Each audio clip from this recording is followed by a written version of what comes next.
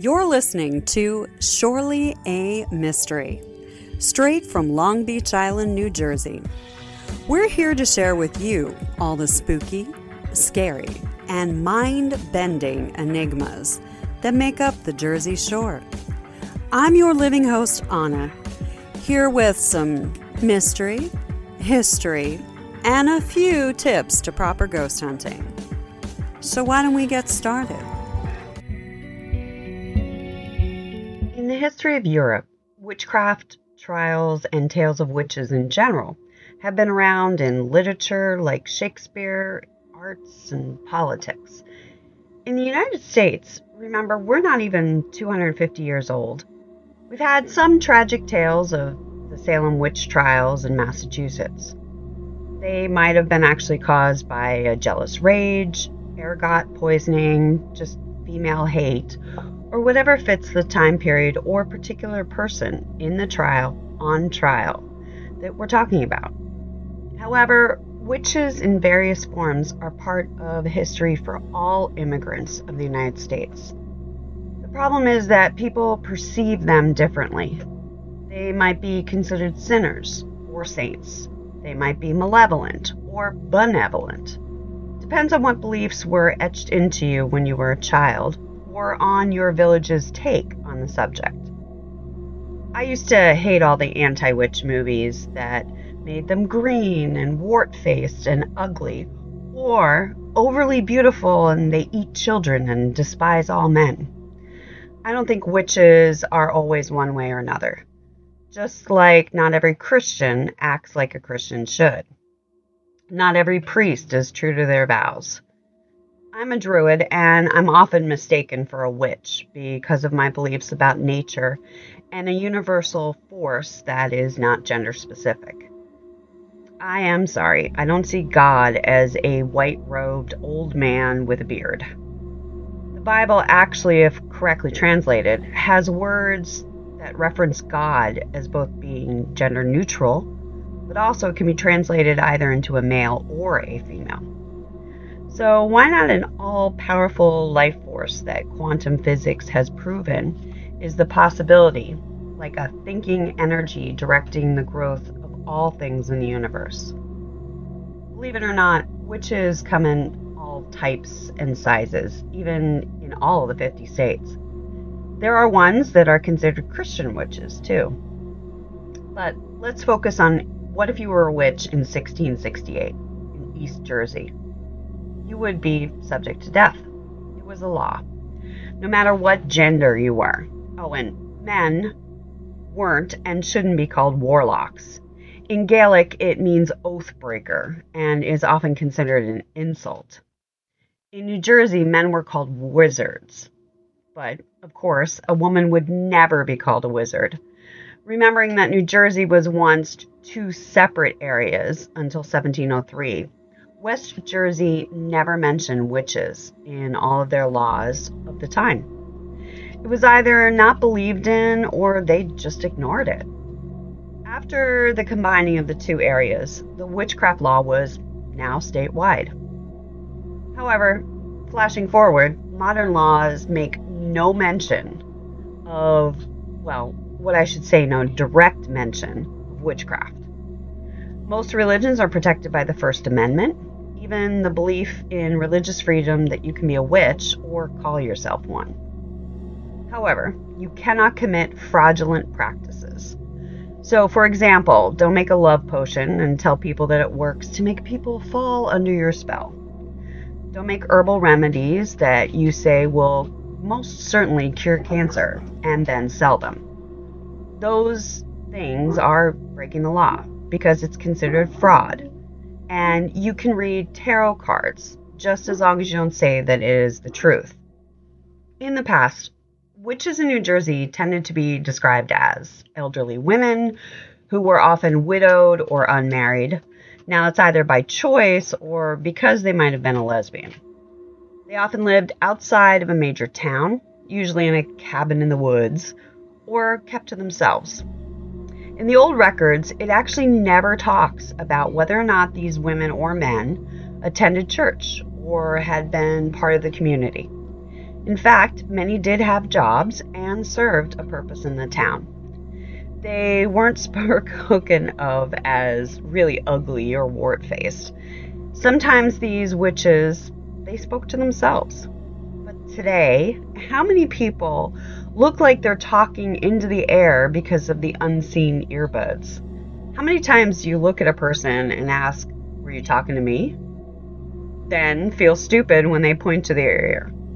Or worse, how many people talk to their cat or dog like they're real people? I absolutely have conversation with my dogs. Believe it or not, recent scientific studies show that most dogs have almost a 200-word vocabulary. There are even buttons for dogs that you can buy and teach them to tap and talk to you. Maybe some of these witches had mental illnesses, dementia, or yes, were simply talking to themselves. Not that they were speaking to ghosts, demons, or devils. A clear proof of a difference of belief of what a witch was between East and West Jersey can be evidenced by an article published on October 22nd in 1730 in the Pennsylvania Gazette. It was supposed to be about a real witch trial in Mount Holly. Now, this is believed to be fact and clear evidence of witches in New Jersey. The article was even reprinted in a British paper called the Gentleman's Gazette. However, this tale ended up being a hoax, more than likely by the publisher, Benjamin Franklin. Salem had happened 40 years earlier, and many Americans did not want to repeat that tragedy. Witch trials were few and far between after that first disastrous one. But this article was actually forgotten until the late 19th century when it was actually referenced in a book about Benjamin Franklin. But what does Franklin say? Any good witch or person who knew about the Salem trials would know that the descriptions in the article were actually backwards. The trials to test the witchhood of the person were wrong. For example, the accused would have stones piled into their pockets, and then if they floated or could swim, then they were not a witch. In real witch tests, if you float, you're a witch. If you sink, you weren't. The accusers said that maybe these women should be tested again in the summer or warmer weather when they could go naked, because the testers believed that their shifts, their nightgown-like things, actually helped them float and beat the test. But Franklin had it backwards. If they drowned, then they were not a witch, because God was saving their souls. These tests were ludicrous. In many of these tests, you had to die to prove that you weren't a witch. If you lived, you were obviously one, and then the accusers had to go and burn you at the stake or hang you. According to Franklin, these fake witches had another test. The accused were literally weighed in a scale against the weight of a Bible. Nowhere in the past did this test happen. Any person would know if they were educated that this was a direct reference to an ancient Egyptian practice written in the Book of the Dead. If a person's soul was heavier than a feather, they could not enter the land of the dead. Benjamin Franklin was an educated Quaker. He made this article as a parody or an insult of the Puritan beliefs which dictated life in the northern part of the colonies. He was basically stating that they would not really act Christian-like.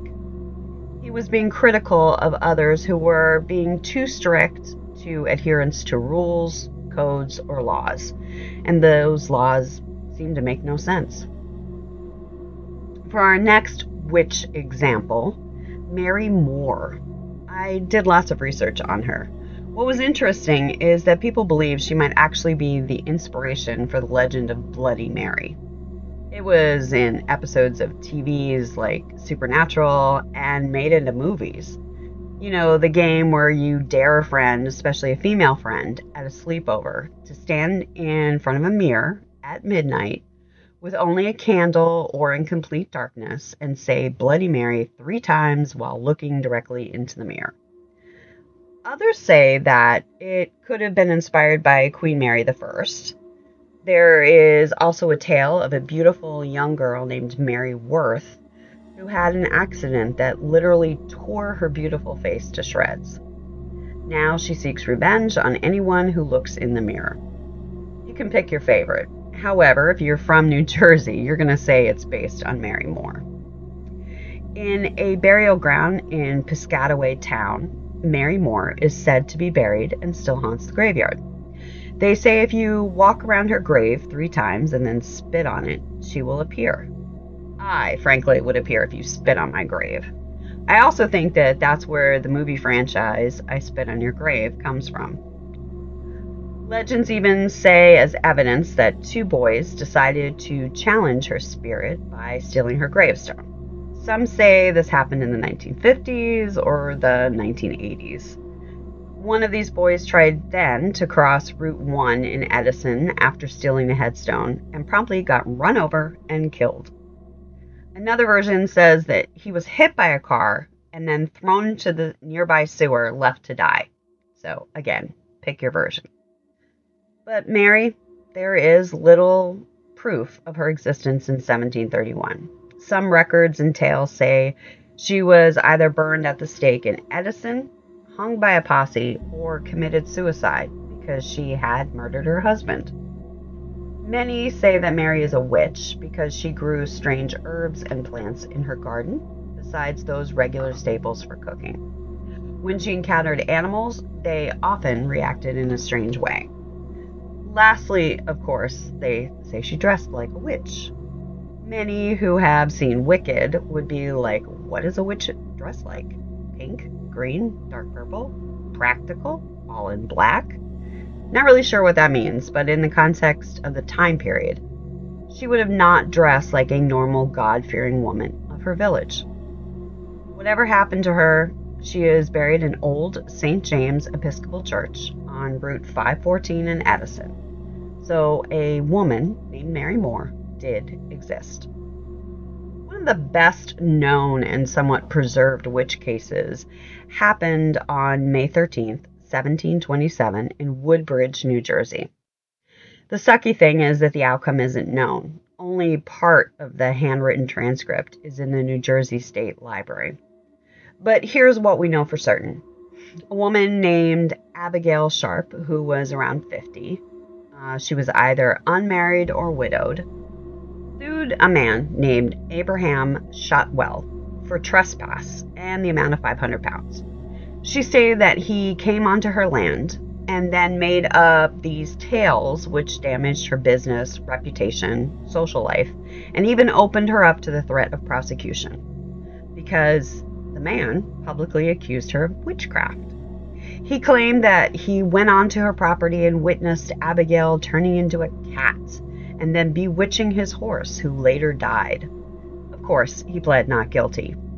The point of law is that had he not trespassed, then told those tales, she would not suffered all the injuries nor loss of business. It's not that she is or is not a witch. It's that it's libel. She was mad that because he came onto her property, people actually believed that he had witnessed these things. And, of course, his horse did actually die for all the witness. No doubt that the animal died. But how or why, we don't know. Abigail was an immigrant, but her accuser was from an English family of good name. So it was a combination of factors. Sexism, ageism, anti-immigrant, pro-Puritan, jealousy, and probably just plain spite. He might have wanted her land. She might have taken his business or said something against him to one of his clients, who then was no longer his client. He might have wanted her sexually, and she rebuked him. Basically, if you were a man back then, you could talk smack about any woman in those days without much proof. And, of course, no photographic evidence.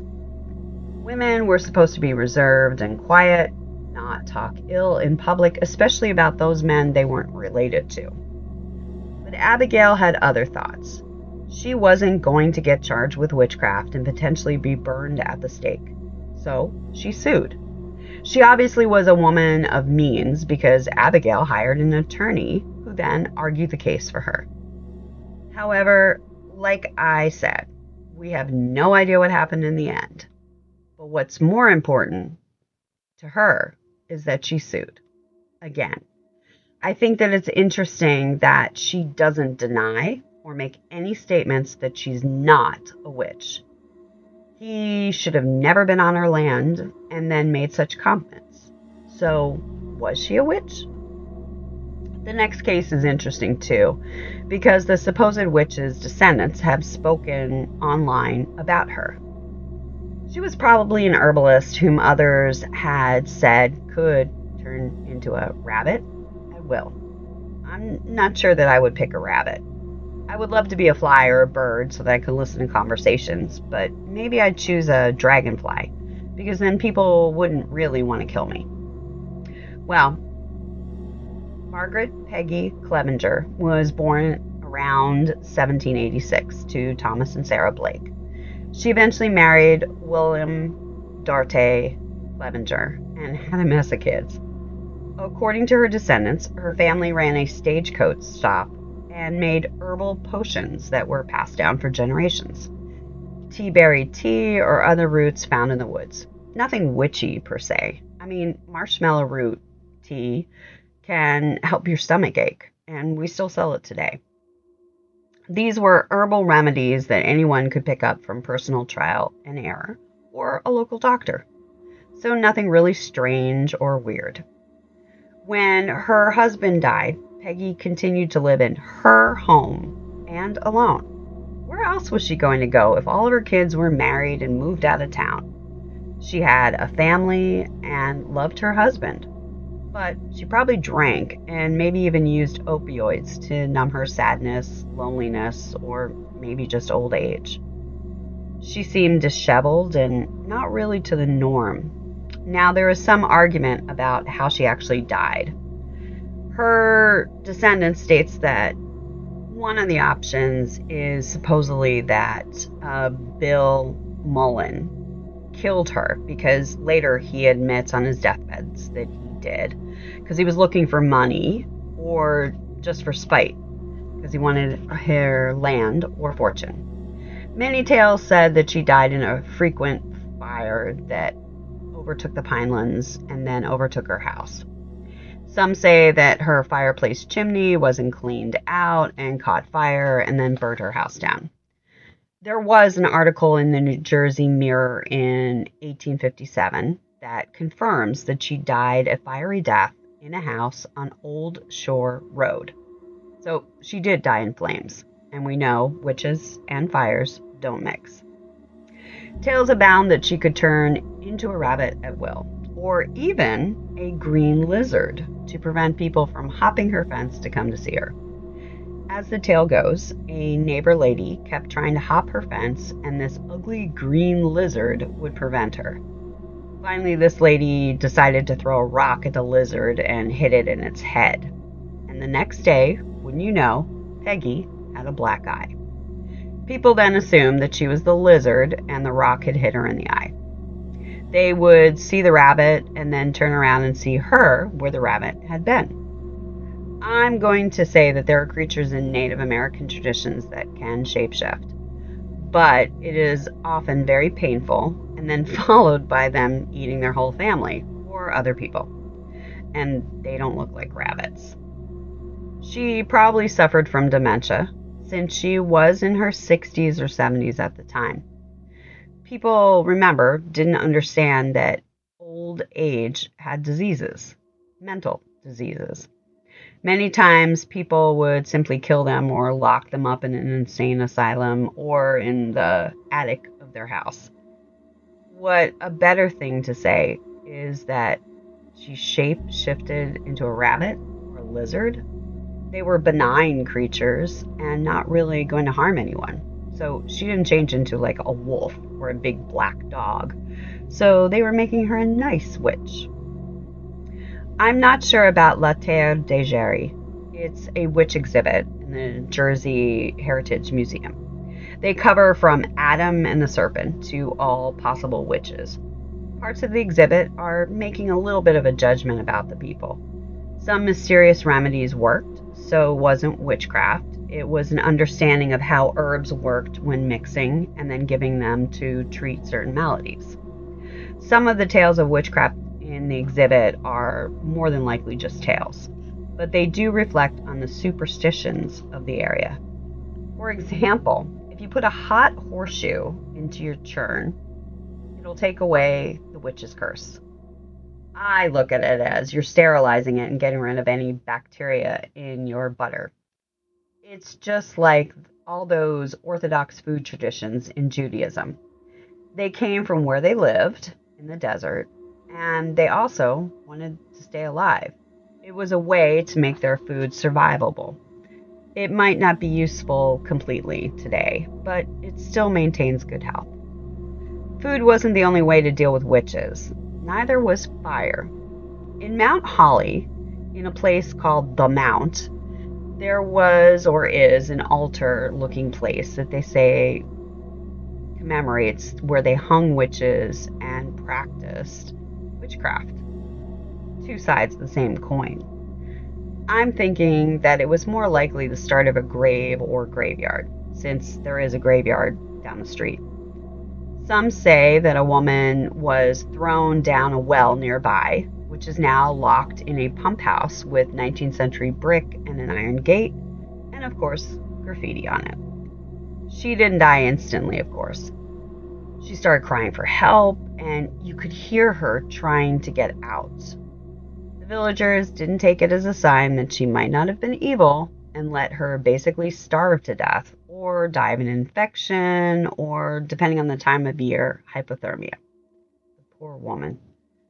I wouldn't want to know if her body was still there. Okay, maybe I would, or just the bones under all the soot and dirt that's collected there, because that would be proof.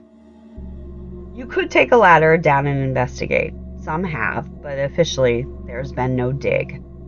But the noises are still heard, and in the woods, near the well or pump house, you can hear her screams in the wind.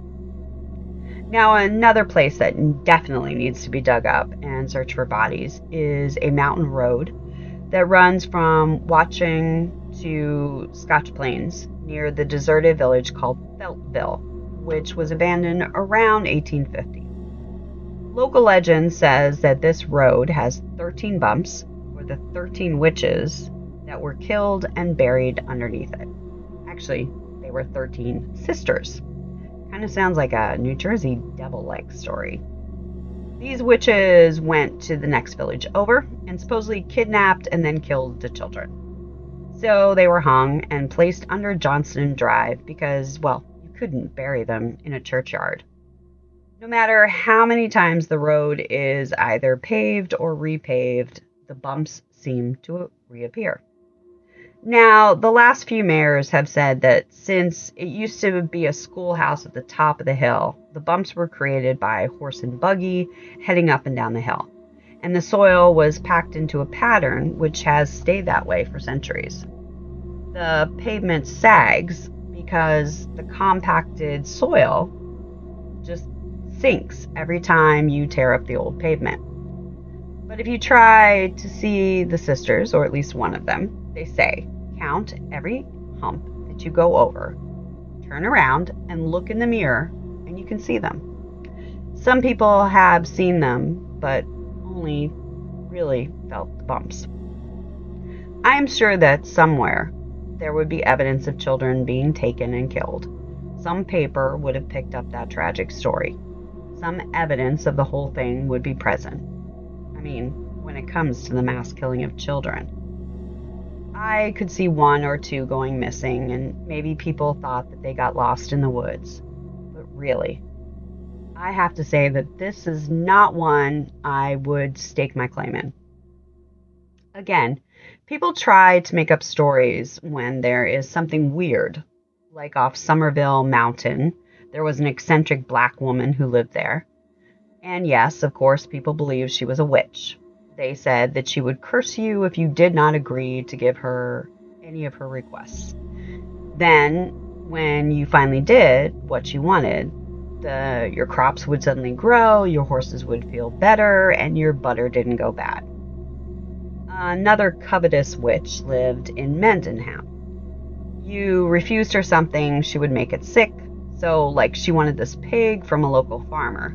She looked at it wrong, and suddenly the poor pig fell sick. When the farmer finally agreed to give it to her, the pig suddenly was happy and healthy, and grew to be really big and a really fat pig. Did the witch simply want the pig because the farmer was treating it bad? Or she wanted a prize pig to slaughter later and get a fat paycheck? Many, like John Wesley, said things in 1768, like giving in to witchcraft is, in effect, giving up the Bible. So anyone who didn't go to church regularly or didn't read from the Bible often was, of course, a witch. That is a little simplistic, but it probably is how everything starts. First, you don't follow the norms and do what everybody else does, and then they start analyzing every other part of your life. Today, we do have a little bit more latitude for acting differently, but we still judge others. Look at all the problems on college campuses. Religious freedom versus the right to free speech. At what point is it wrong to speak your mind against a religion or what certain religious leaders do? Witchcraft was feared in part because of a misunderstanding of herbal practices. If you didn't have a doctor, you called the shaman or local witch doctor for help. Remember, there are many horror movies that start with, "What would you do if?" Or "What would you do to heal your child?" And "What would you be willing to do?" For the next few episodes, I wanted to look at abandoned places where we put people who didn't fit in or chose to do bad things in our society, like asylums and prisons. They make for great Halloween ghost hunts and lots of ghost stories from all the horrible things that people did to each other or did to get put into those places. Again, please remember to leave a 5-star review if you'd like to continue to hear these stories about New Jersey. This has been your living host and podcaster, coming to you from Long Beach Island, New Jersey. Remember to keep your mind and eyes open to the world around you, because you might find amazing things. Until the next time, this has been Anna with Surely a Mystery.